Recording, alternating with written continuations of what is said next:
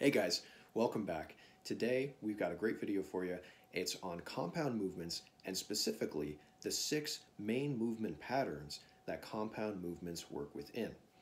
And the reason why this video is being made is to help the beginners and the novices out there create the backbone, the foundation, the skeleton of a fitness program in order to help you get your goals of getting stronger and putting on muscle mass.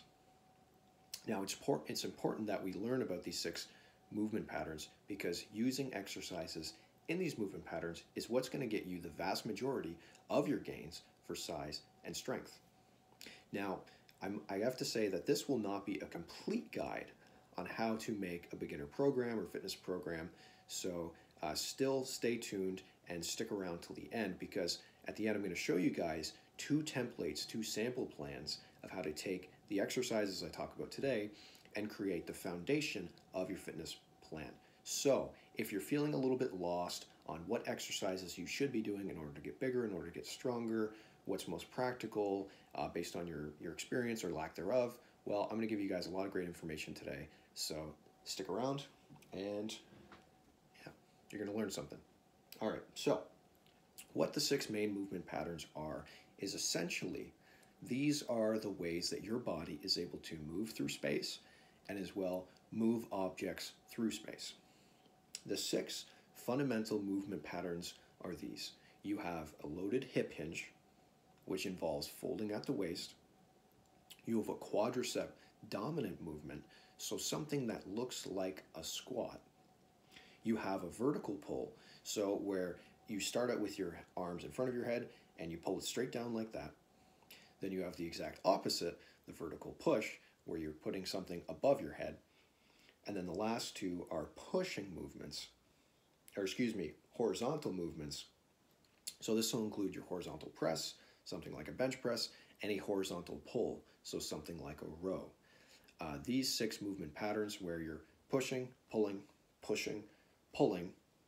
squatting, and essentially deadlifting or any other hip hinge, those are what's going to give you the vast majority of your gains. And I'd argue today that compound movements, particularly in these 6 distinct categories, this is what you should be focusing the majority of your time and effort on when you're in the gym. I would also say it's important not to emphasize necessarily one of these more than the other. I think it's beneficial, especially for beginners, to have a well-balanced program.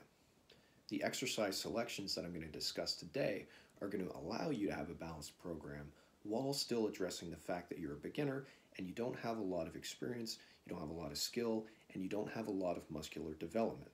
There's no shame in that at all, but the exercises I give you guys today will equip you with what you need to get started. Really, that's what we're focusing on today, how to get started. And once you have one of each of these movement patterns covered, you have each of these movement patterns covered with at least one exercise. From there, that's when you can start to add in your isolation movements, secondary movements, worried about cardio, recovery movements, prehab exercises so you don't get injured down the line. But that has to be added on top of the foundation, and that's what we're going to set today, the foundation of your program. Perfect. So, now that we've discussed what the 6 categories of main movement patterns are, now we're going to go into specific examples of what I would consider to be the best exercises for each of these movement patterns. Now, if I don't name an exercise today for each of these movement patterns, that doesn't mean I have reason to believe it's terrible, it's horrible, or you shouldn't do it, or you should stay away from it, or it's dangerous, or you could get hurt, or you're not going to make any gains from it. But the ones that I name to be the best are just from my own experience, my own research, my own opinion and preference, dictating what I think is the best ones for you guys, especially as beginners, to focus on. So if there's something I don't name, or if there's something I express opinion towards and I say, yeah, I don't really think this one's the best for beginners, take it with a grain of salt. Feel free to pick a different exercise that's not mentioned here, do it, and if it gets you results, fantastic. Don't worry about my opinions, they're my opinions. You will develop your own through your own experience, and so at the end of the day, you need to test what you hear on the internet, even if it's a trustworthy source. All right, that out of the way, let's dive in. So, the first movement pattern that I'm going to talk about today is the hip hinge. Now, the hip hinge exercises are great, and I think in a lot of people's programs, they don't spend enough time doing loaded hip hinges, developing the lower back, developing the hamstrings and the glutes.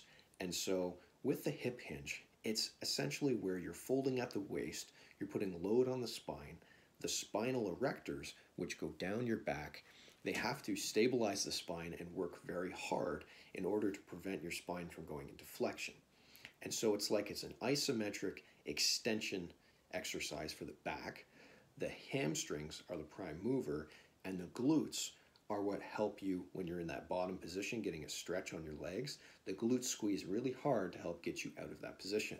So the glutes are a helper muscle, hamstrings are the prime mover, and the stabilizer is your lower back. Great examples of fantastic exercises that you can do for a loaded hip hinge would be something like a conventional deadlift, a sumo deadlift, a trap bar deadlift, a stiff leg deadlift / Romanian deadlift. And I would probably leave that as my short list for now. There are other good examples, but I think for beginners, those would be the best to focus on, particularly the conventional or sumo, as well as the stiff leg / Romanian deadlift. The reason why I wouldn't have someone focus on something like a good morning is it's a little bit more technical, and as well, sometimes for people it's hard to feel it in the right places. It's hard to get the setup right. Doesn't mean a good morning's a bad exercise. It's just not my preference, and especially for beginners, I can't say I'd recommend it. Now with these exercises, you're going to want to spend a lot of time on your technique. Getting the technique right on the hip hinges is not only good for safety, but making sure you're working the right muscles. Even though the back is working very hard on the hip hinge, you don't want it to work harder than it needs to, all right? So if you see someone doing a deadlift and their spine is curved like this, a cat back, it's commonly referred to as, you know that there's a little bit of work that could be done to address it. If you attempt a heavy single or heavy triple or a 1 rep max all-out attempt on a weighted hip hinge, like a deadlift variation, you can expect that your spine will round a little bit past neutral, especially in your thoracic spine here, right, the upper part of the back.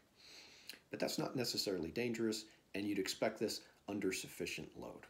Okay, so a little bit of spine rounding is okay, but on these, what you're going to want to emphasize is neutral spine work where you have control over the load, and you're working with a percentage of your 1 rep max that allows you to pick up, say, 5, 6, 8 reps of the weight without going to failure, so that way your technique doesn't break down, and that way you get a solid workout. You should be feeling it in the hamstrings and the back the most, and somewhat in your glutes.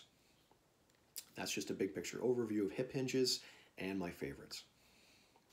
Now the next movement pattern that we're going to go on to is the quad dominant movement pattern. So again, this includes things like squats. It can also include lunges and various variations of lunges and squats. And would also include the leg press machine or a hack squat machine. I think any or all of those is probably suitable for a beginner. However, I would stress bilateral over unilateral. As an accessory or secondary down the road, I think doing weighted lunges or Bulgarian split squats, something like that, can be really beneficial to tax especially the inner thigh, your balance. If you're a very active athlete, I think that's going to translate a little bit more specifically into movements in your sport. Not to get too far into that, train like an athlete kind of thing, but yeah, I think unilateral training does have benefits. But for a beginner, it's going to make more sense to train both legs at a time and not just one. Because who wants to train one leg at a time and spend twice as much time training your legs when you could have just done it in one set instead of doing two? So it's for that reason I would say the leg press and the many squat variations are going to be ideal. Squat variations I would not recommend would be things like box squat. Box squat's probably not ideal because you need to get used to that, your spine being under load, that sensation where you can dip down sort of into that pocket where your hips go below your knees. You don't have to go to that depth every time you train, but at least get used to it a little bit. Your spine's going to stay mostly neutral. It might flex out a little bit a tiny bit of butt wink is acceptable. Just like on the hip hinge, a tiny bit of upper back rounding is also acceptable. All right. So things like high bar, which is where the bar is on the trap, barbell back squat, great exercise, low bar, where it's seated on your deltoids. That's also acceptable, great for beginners. With the leg press, you can sort of find a blend where you're getting a good amount of quad activation and glutes. You can adjust the angles on the leg press where your torso is in different angles. And because of that, you just want to make sure you feel it a lot in your quads because you're getting some glutes from the hip hinge. So on the quads, on that knee flexion extension exercise, you want to make sure the quads are getting the most work. Yeah, reasonable rep ranges for that could be anywhere from 5 to 10, 8 to 12, as long as you're leaving a little bit in reserve on maybe the leg press so you can get the weight back racked safely. And on the squats, I definitely recommend leaving at least 2 to 3 reps in reserve on every set. But that's just my preference. All right, moving on to the vertical movement patterns. So we're going to start off with the pull first. I would say, without a doubt, the 3 best exercises, and these do have some variations, for the vertical pull would be just a standard pull-up where your hands are maybe shoulder width or just a little bit wider, so not super wide, but a little bit wider. Chin-ups, so slightly different than a pull-up, right? Supinated, more bicep work, still lots of upper back work, and then the lat pull-down machine. So just like a pull-up or chin-up, but you're sitting down and you're pulling the bar down to you rather than pulling yourself up to the bar. Those are all fantastic exercises. The pull-up and the chin-up can be done with a weighted belt, a weighted vest with sandbags, a backpack with some plates or dumbbells put in it. You can really get creative with how you apply load to it. And you might hear some common things you'll hear on the internet is that the wide grip is the best, going really wide, like really wide, in order to activate your lats on the outside of your upper back. In my experience, you can get great lat activation with pretty much any variation of pull-ups, chin-ups, or lat pull-downs. It's really more like user preference in terms of grip, what feels good for your shoulders and elbows. And as long as you're sort of puffing your chest out and squeezing your shoulders down, that's really going to help you get that lat activation because your lats, they start on your lower back, but they attach onto your humerus, so your upper arm bone.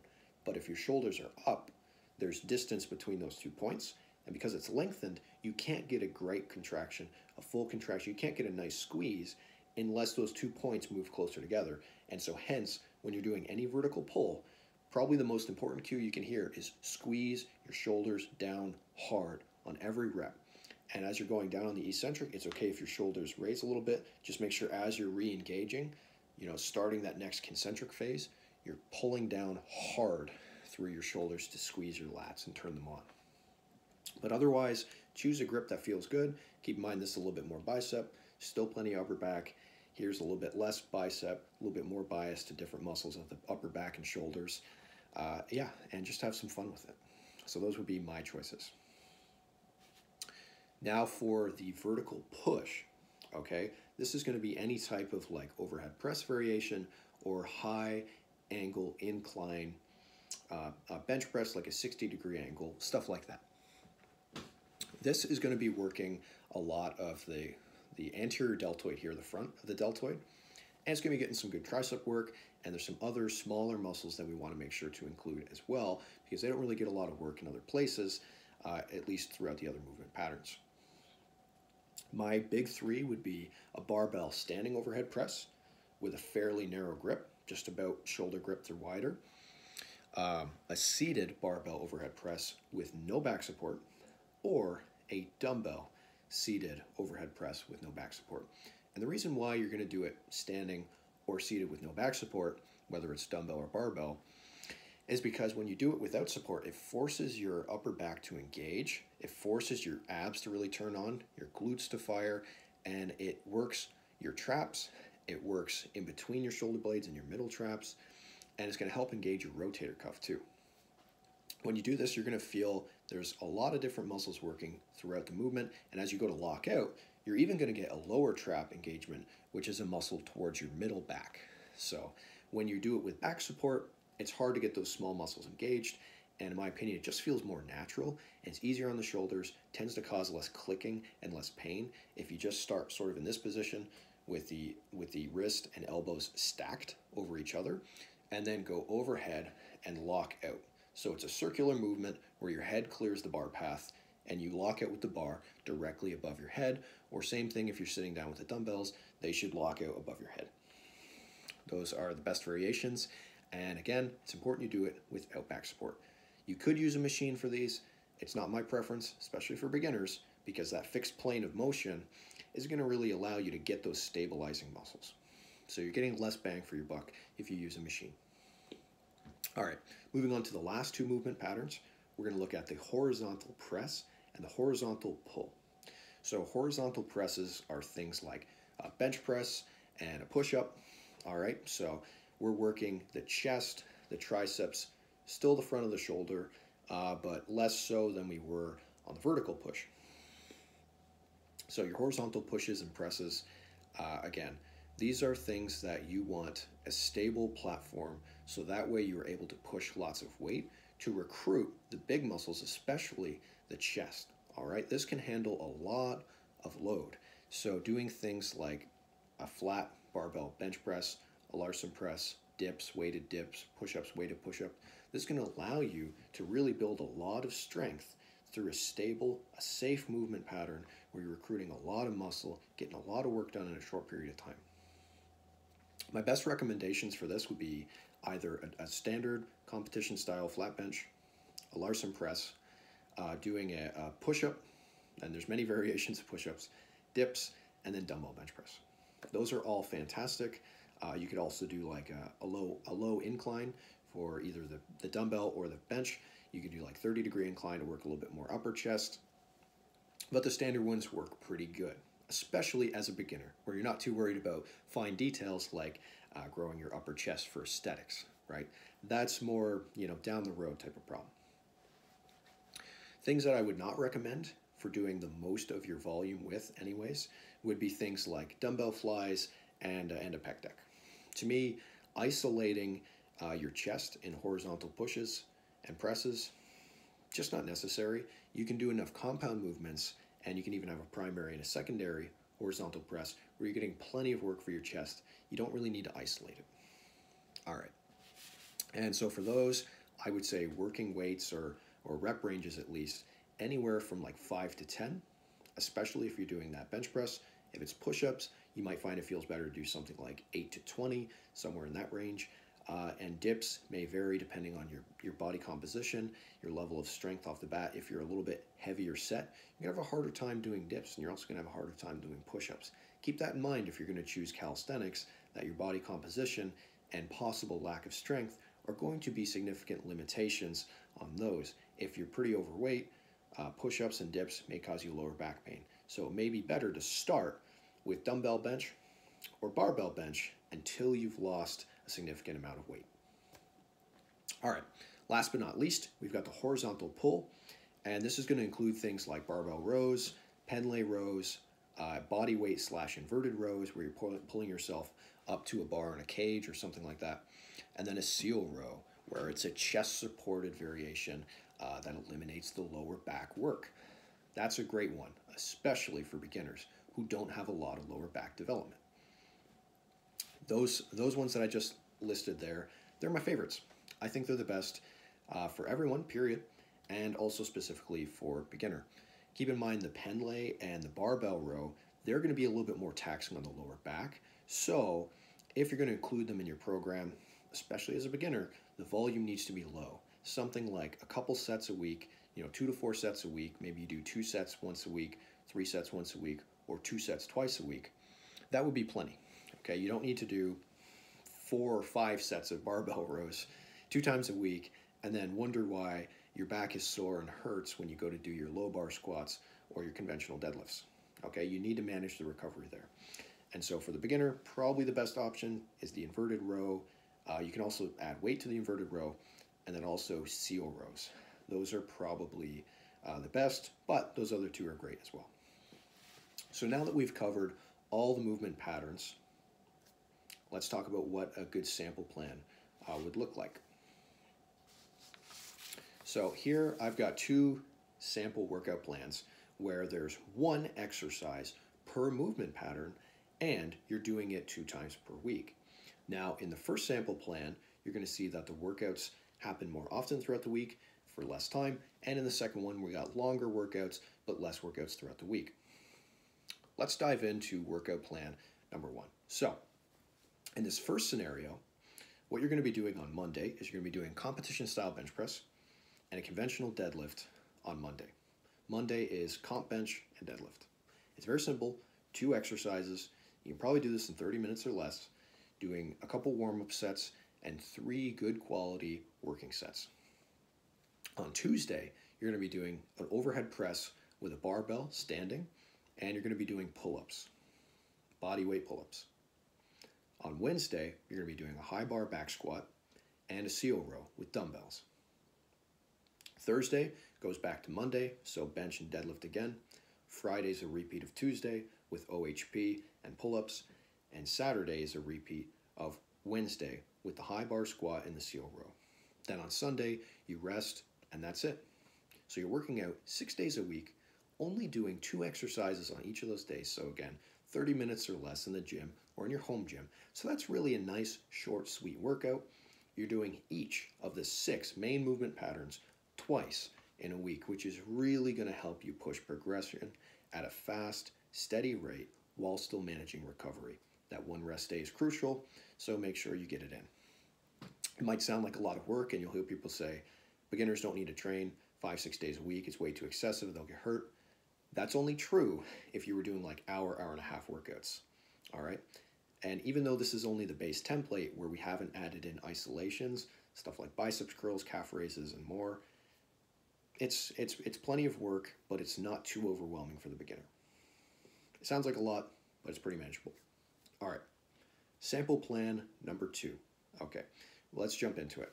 This one can be done, I would say, in 45 minutes or less. On Monday, you're going to do pull-ups, you're going to do push-ups, both body weight, and then you're going to do either a stiff leg deadlift or a Romanian deadlift. Just quick tip, the difference between the stiff leg deadlift and the Romanian deadlift is that you touch the floor on the stiff leg deadlift.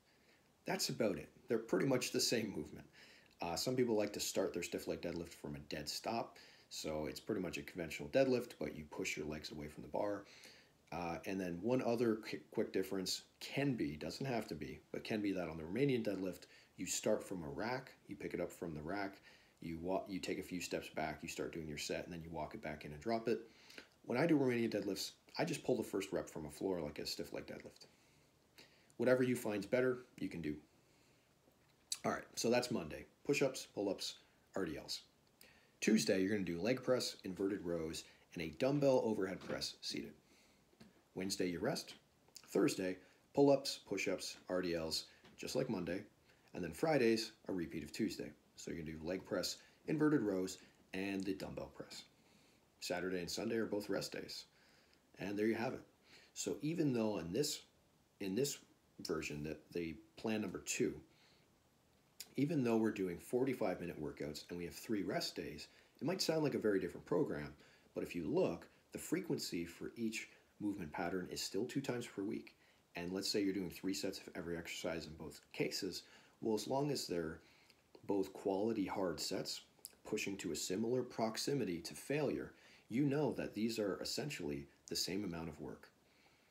Plan number 1, plan number 2 give you roughly the same amount of work, even though technically you have 3 rest days in one and only 1 rest day in the other. Because you're doing a third less work in plan number 1, it works out to the same. So you can use these to inspire yourself to make your base plan. All right, so you can use this information from today to create the skeleton, the foundation of your workout plan for size and strength as a beginner or novice. And if you pick for each of the movement patterns one of the exercises that I listed here today, I think you'll get great results.